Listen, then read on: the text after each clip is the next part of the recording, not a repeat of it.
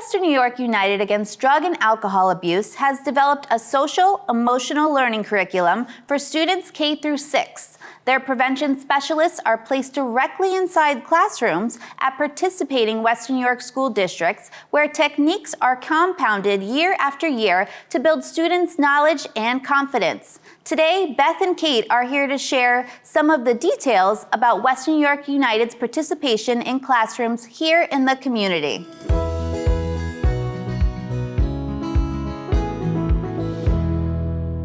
Today, I'm here with Beth Anzalone, Executive Director of Western New York United, and Kate Shadoba, who is the Marketing and Communications Director. Thank you so much for joining me on the Sweet Buffalo Show today. Thank you. Thanks for having us. So can you discuss the role of Western New York United's prevention specialists and how they help the community? Sure. So we start with the partnership agreement with our school districts or school buildings, and the prevention specialist is assigned to work in that building and work with students kindergarten through 6th grade. And every grade level has a different curriculum.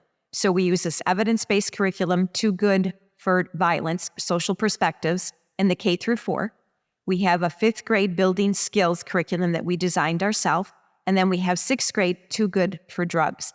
So each of the prevention specialists are trained in that curriculum, and they work 10 lessons in each classroom. This way, students then will build on the skills from the year before. So if they were in kindergarten, they're going to get it in 1st grade, they're going to get it in 2nd grade, they're going to get it in 3rd, and so on and so forth. And they become what we call part of the fabric of the school. We want our prevention specialists to really engage with students and faculty and administration and share our messaging each and every day. And I'm sure these students get to know them and their names and become familiar, so they're able to trust them, right? Yes, and that's huge. The relationship building, we say, is probably the most important piece of our programming. And it starts with me, building the relationship with the administrators, our program director, building relationship with building principals, and then our prevention specialists building those relationships with students. That's really beautiful.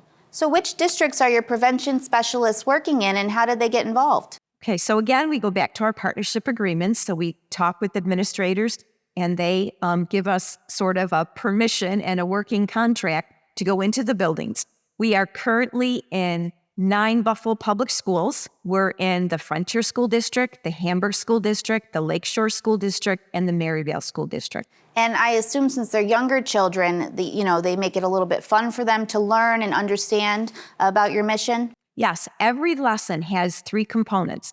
There's a really like a didactic piece where the prevention specialist kind of gives an introduction, and then it's the skill building, and then each lesson also has attached to it an activity where the kids get up and move around, and then we can tie the activity into the messaging that we're trying to teach. So how would you define social and emotional learning? That is a great question. And I really think since the pandemic, social emotional learning has become one of the highlights in education. And social emotional learning is really addressing the needs of the student. So we take a look at how are they feeling? What are their life situations at home? How are they kind of reacting and interacting with their teacher and their friends in their classroom? So we want to make sure that we teach skills. In a way, we say put tools in their toolbox. So that they can then make good choices and decisions. I've often said this, and for years I've thought this, that until social emotional needs are met, students really cannot capture the academic piece of their education. So they have to work hand in hand. So what we provide through the social emotional learning components really does help in the education process, where students then are getting their social and emotional needs met, and then being able to sit and focus and do their educational studies. So it sounds like it's part of your mission, but it even goes beyond the mission. Absolutely, because again, our mission is to help students and families make healthy choices and life decisions. And so by adding those tools to their toolbox, we're giving them that extra ammunition that they need so that when they're put in a situation where they're being asked to try alcohol or smoke a cigarette or vape, that they have some skills that they can use to refuse and not get engaged in that behavior. It's so important. So in the beginning, I know you followed a curriculum, but now you have developed an entire program. Well, yes. So what we do at Western United is we partner with these school districts and we develop a comprehensive plan for prevention. And by that, I mean that at every grade level, we provide for them, whether it's a evidence-based curriculum that we purchased called Too Good Social Perspective or Too Good for Drugs. But we also came to a point where we realized that our 5th grade curriculum that was out there and that we could use that was a packaged curriculum really wasn't meeting the needs of our students. We needed more. So for 9 years, we did the research, we developed the questions, we developed the curriculum, we developed the activities, and then we finally came to a point where it was approved as a promising program. Then a couple more years later with data, as I mentioned earlier, data, how important it drives our decisions, we took a look at, okay, how do we improve this? We tweaked it, we improved it, and then we sent it off, and it was finally approved as an evidence-based program. So now we can use that program in 5th grade called Building Skills, and it's in our list across the state for promising programs, evidence-based programs, and other students or other agencies, I should say, can use this curriculum as well. So always expanding, always trying new things and seeing what works, and everything is just growing and blossoming to help these kids now. Yes, and we have to pay attention to the times. Times are changing.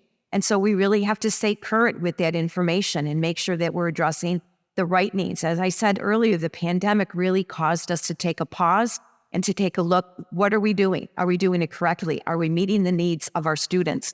So we really have to constantly be looking at that to make sure that we're using the best strategies that we can to help them decrease the alcohol and drug use.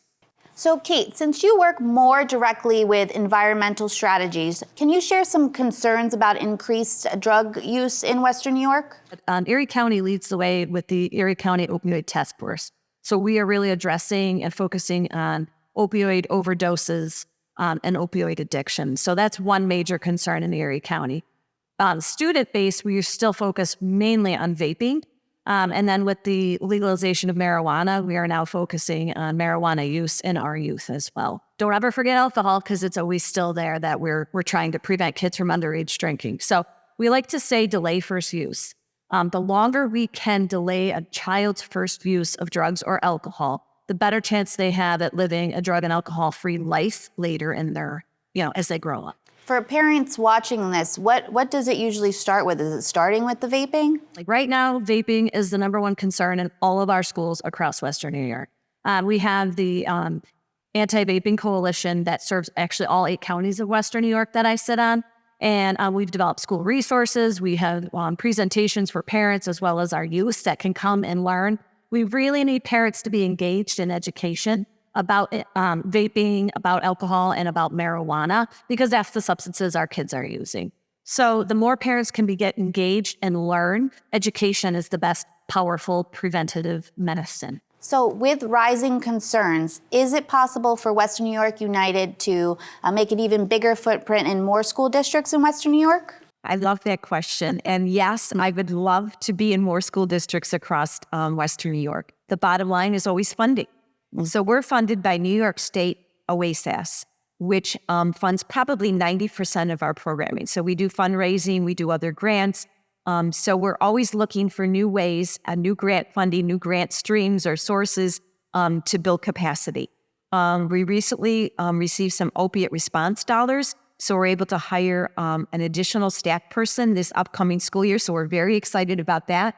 But again, we're constantly looking for new funding streams and sources to increase our services. I feel as though every school district in Western New York should have a prevention specialist in their building to help teach these curriculum. That's how important I think it is. And I believe that we really do make an impact. So if you're watching right now, donate to WNYUnited.org and make a donation, and you can help with this mission. Thank you both so much for helping us understand the incredible mission that you have and how Western New York United is making an impact in our schools. You guys are doing great work. Thank you so much. For more information on Western New York United and their mission, visit WNYUnited.org.